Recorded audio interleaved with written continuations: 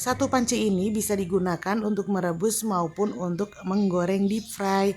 Kalau kita lagi jualan risol nih, nah simpel banget ya pakai ini. Jadi nanti tinggal dimasukkan minyaknya banyak, terus cemplung-cemplungin. Kalau udah mateng angkat deh, nggak perlu repot untuk serok-serokin karena sudah ada saringannya. Buat jualan juga cocok. Ini ukurannya besar ya. Yuk, yang mau langsung cek keranjangku aja.